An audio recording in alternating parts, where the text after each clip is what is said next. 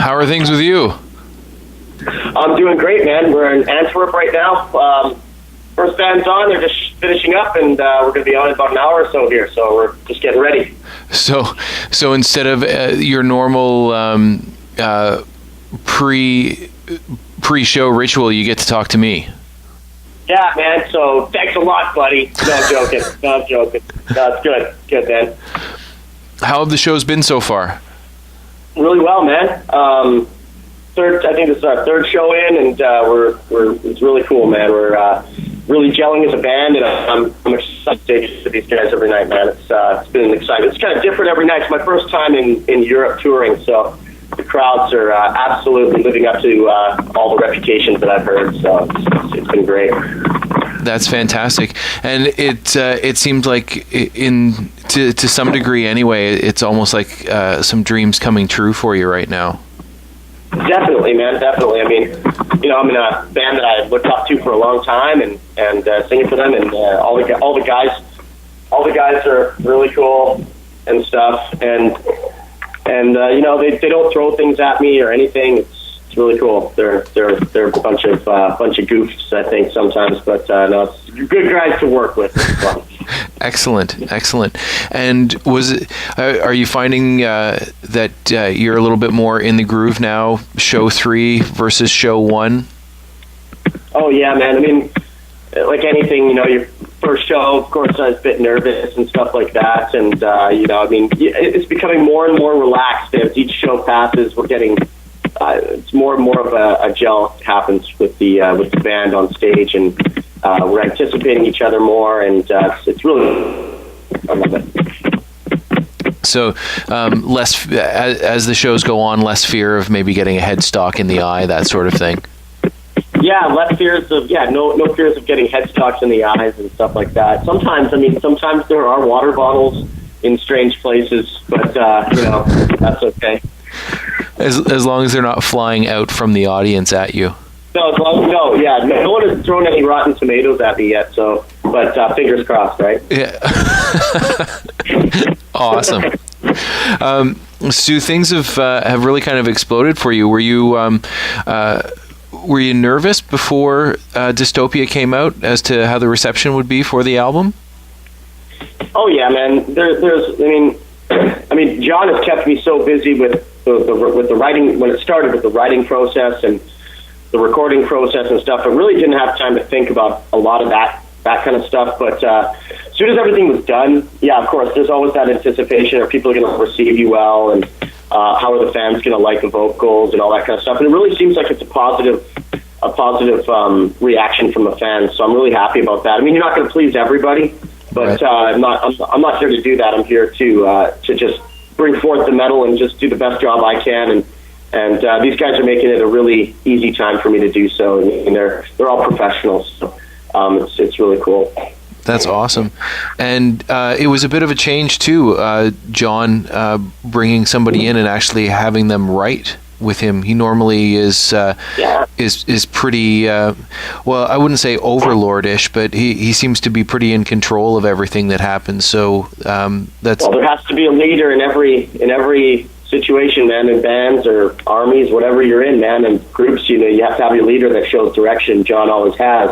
I was blessed to be able to, like you said, be able to write with him and contribute to the lyrical and melodic factor to the album. And I think that's one of the reasons he did choose me, is because I've got a sort of an okay knack for writing a catchy melody, and his stuff is really fun to write to, and I was really blessed to be able to write with him. It was a really cool process. We really gelled quite quickly since the first song we wrote to the last, and it was really cool. I was really happy about that. And I think he is too. I mean, I think he's happy with what I've put forth on this album. So, well, the fact that the album came out and that you're still in the band is a pretty good indication of that, I think. There you go. Yeah, it's not fired yet. So there you go. Right. Was there a big difference writing for Iced Earth and writing for Into Eternity? Well, I mean, Into Eternity was it's a different writing style. I mean, it's a lot more metaphorical stuff. Tim Roth did a lot of the writing in the band. I helped, with a lot of the choruses and stuff. And But I mean, and every situation is different. But the thing I think that rings true and the same that made the transition comfortable was the fact that there's two very strong leaders in each band. Tim was a very strong leader, and he knew what he wanted. And of course, if he didn't like something, he'd let you know about it. And John, and in the writing process, both guys made me feel really comfortable writing and stuff like that. And I think it wasn't a huge difference. The one major difference was obviously with Iced Earth, we got to demo the album a little bit more. I think we demoed it twice before we even did the master tracks, and that was something that I wasn't used to. And I think it's a really cool process. It really makes you, once you've finished the demo, you can take it home and you vibe on it. And of course, you always try to be perfectionist. You always try to change things, but I think it allowed me that time to vibe on it and make sure that everything that was put forth on the album was something that I really, truly wanted on the album. So, it was a little different in that respect. Very cool. And something also that's different on this album versus the Into Eternity stuff, you do have a little bit of a change in your voice in certain areas. Is that something that you've worked on and something that's grown, or was that something that just sort of appeared while you were working on the Iced Earth stuff? John does need a specific kind of vocal. Obviously, there's not any death vocals in Iced Earth, so that would be something I wouldn't be putting in there. But right. When I was recording when I first got the okay to start recording some stuff for him, he gave me a few original, like I think I did Pure Evil, Watching Over Me, and Question to Heaven and Iced Earth that I recorded, and I had to put my vocal in that spot. It wouldn't sound very good doing it any other way. So I put my vocal in that spot and just started nurturing it. And then when it came to being with John in Indiana and recording the vocals, we were discovering things about my vocal that I didn't even know I had, and it was a really cool process because it was sort of like being a kid in a candy store, man. You start realizing, oh my God, I can this style of vocal, and then you start nurturing it. It's like you get really excited about it and you really work with it. So that was a very, very different thing for me. But I just felt as though that style of vocal did come pretty naturally to me, and I was really happy the way that it came out. And I'm perfecting it every day. I'm trying to add new things and just make it my own. So it's a learning process. Even every show that we've been doing, it's definitely been a learning process in discovering my vocals. So.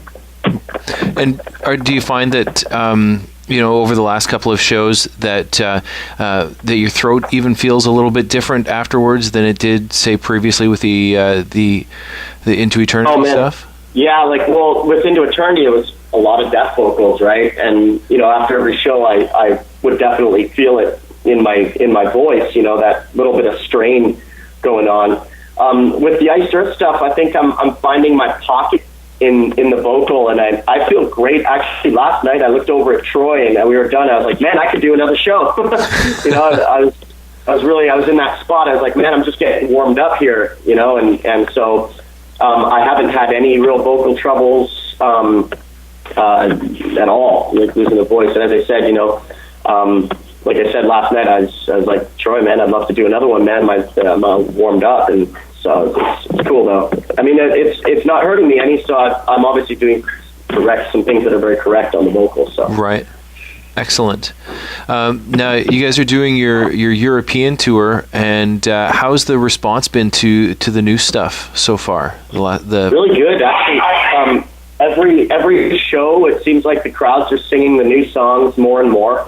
I've noticed a difference even from the first show to the show last night, that a lot of the fans are starting to sing all the words, and you can tell they're really listening to this record and absorbing it and taking it in. So I'm really excited about that, man.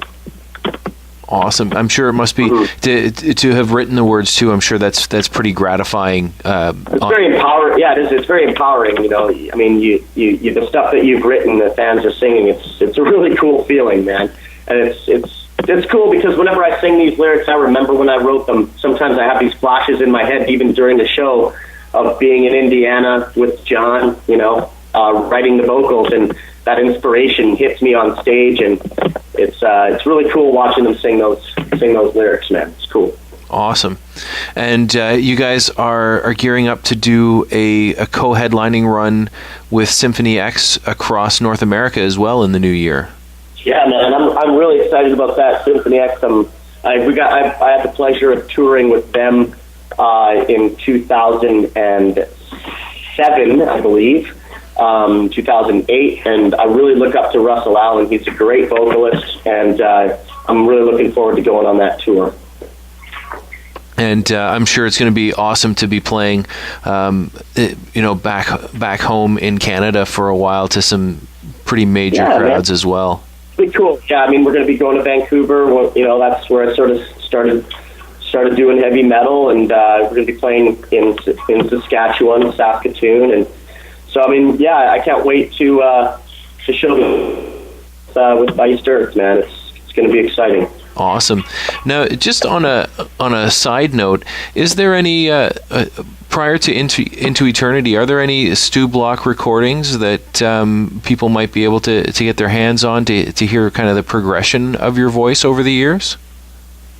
Yeah. It has been a progression for sure. There's not going to be any solo shit going on or anything like that. I have no stars in my eyes to do any of that shit. So this is what I do. I'm not going to really focus on anything else. But Iced Earth. I mean, if you hunt around, I'm sure you can find some old recordings of me and my other bands, but they're not very good, and they're kind of underproduced and stuff. But besides the Into Eternity stuff, that was my first band that really actually gave me the shot at recording in a good studio and stuff like that. And then, of course, now Iced Earth, this is probably the best vocal performance I've ever given, because I was working with some of the best people in the world. And basically, but there won't be any like solo stuff or anything like that. Right. Fair enough. Maybe I'll do like a lounge lizard thing when I'm like 65 in Vegas and wear a silk shirt and gold chains, and they just tell them to try the fish every night. It's cool. That would be amazing, and I'll have to keep hold of this so that if it does actually happen, I can say, look, he predicted it way back when. There'll be a lounge lizard in Vegas somewhere. Well, Stu, thank you so much for taking some time to speak to me today. I appreciate the fact that you've taken this time and that you're about to go on stage almost. So that's awesome. And congratulations to you, not only on landing the gig, but on writing and putting together a fantastic record. Thanks, brother. Yeah, I mean, I'm happy with it, and there's gonna be more to come, man. So awesome. Yeah, so it's going to be good.